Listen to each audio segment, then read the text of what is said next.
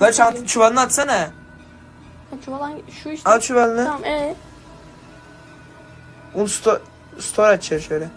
Hep şunu bırak oğlum, ne yapıyorsun? Bırak şunu. Tabii çuvalı al şimdi. Benim çuvalım mı doldu? Yo. kan alınmıyor.